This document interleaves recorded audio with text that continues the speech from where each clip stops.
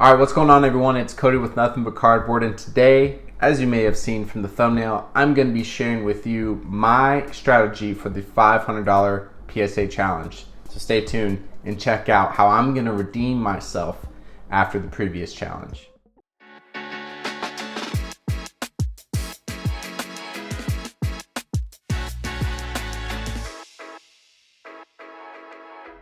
As I mentioned, this is going to be my individual strategy on how I'm going to take on the two Johns this challenge.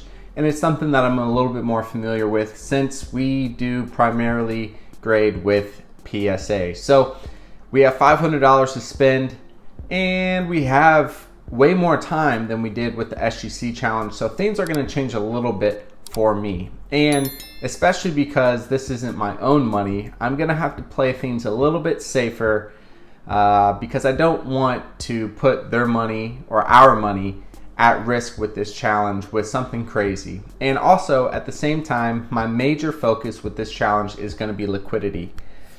Yes, I'm going to be focusing on cards that may or that could very well sell better in auction, because the likelihood of these cards selling as buy it nows within the first 2 weeks of the regular season is probably going to be relatively slim unless the cards grade out as a PSA 10.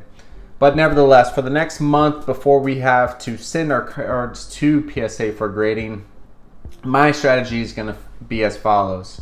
One, I'm going to focus on auctions to try to find cards that I can get at a cheaper rate than a buy it now fixed price listing on eBay.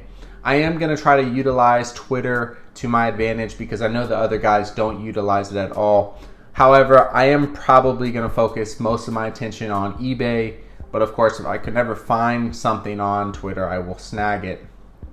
Also, I'm going to focus position-wise on quarterbacks. Quarterbacks are generally the safest investment strategy when it comes to football. In addition to that, I'm going to focus on quarterbacks that are kind of new into the league. That way, there's still some hype around them, even if they're not performing as well as they have or as expected within the first season or 2 seasons.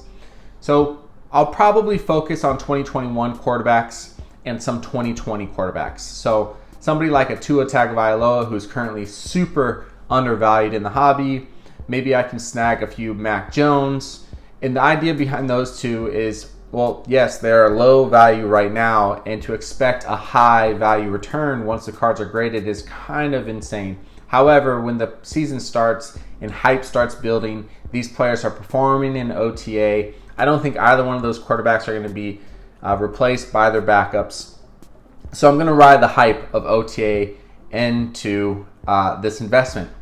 If I can also find maybe some 2020 quarterbacks, maybe I can find some Jalen Hurts because he's still undervalued, way cheaper than a Joe Burrow or Justin Herbert. I would love to get my hands on some of him as well. But of course, if I can get my hands on maybe some Joe Burrow or some Justin Herbert, I think those are both great investment players as well. But the likelihood that I find those cards in good quality at a good rate is going to be really slim.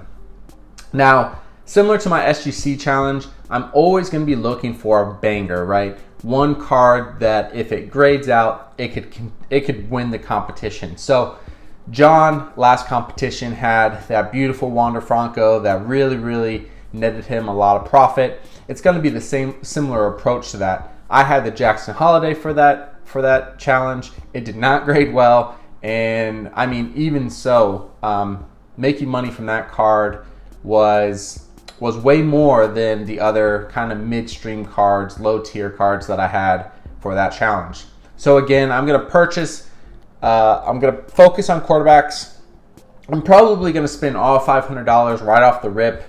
One, that's going to provide me the opportunity to get a good collection of quarterbacks in hand, pre-grade them to see if I have anything worthy to go to PSA, and then afterwards I'm going to narrow down the list of cards that are grade worthy, and then auction, maybe not auction, I'll probably do fixed price, relatively cheap listings for cards that will not grade, and hopefully I can capture some sales there, reinvest in some cards so that I can have a better chance of increasing the number of cards I'm sending to PSA, and then go from there.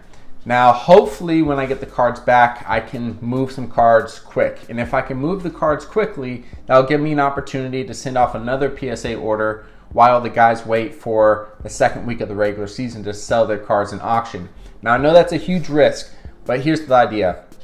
If I can sell a few of my cards to get maybe $200 to $300 back of the $500 that we were allocated, then I could buy a really nice card, say for $150, $200, spend $50 to get it graded, expedite it back from PSA, and still have that huge card back in addition to the other cards that I have slabbed for the auctions by the end of the week 2 of the regular season. So it's going to be an interesting challenge, to say the least. We all are accustomed to PSA and their grading standards, so I have a lot more comfortability with this effort.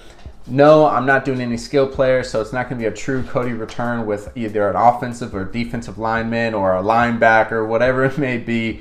It's just going to be strictly quarterbacks. I'm going to keep it safe. At the very end of the day, I want to make sure that I make NBC all the $500 back, and maybe, if I can, and this isn't really wishful thinking, this should be what happens. I should make NBC $100, and if I can make NBC $100, that will redeem me for the money that I lost for the SGC challenge, and all will be well. So thank you so much for joining us today on my strategy video. Leave a comment below what you think. I know a lot of people have been talking about vintage cards and, you know, older players maybe from the early 2000s or 90s. We're not there. We're not trying to do that with this. Well, maybe the other guys will, but for me with this challenge, I want liquidity. I want to capture hype with OTA, and I'm interested to see from you all if that is a good strategy or if you think there's a better way to approach it. Do you think I should possibly be investing in baseball players, which didn't treat me well last challenge? Maybe some NBA players. I'm all ears. So leave a comment below. Let us know what you think. And let me just take a minute. Also, we have surpassed. We're getting close, or we are surpassed the 2,000 subscriber mark. So thank you all so much for the continued support. And if you don't mind, leave a subscribe. It's just one click. It's just a muscle. Just flick it. Hit the subscribe button. Let us know that you're supporting the channel with a like on the video as well. I know that's what all the YouTubers are saying helps us out the most, but it truly is. Above all else, if you don't subscribe, if you don't like the video, leave a comment. We enjoy interacting with you all, and let us know who's going to win this challenge. So thank you so much for joining me on my strategy video, and we'll see you on the next video, which will be the reveal of all of our cards that we purchase. Thanks.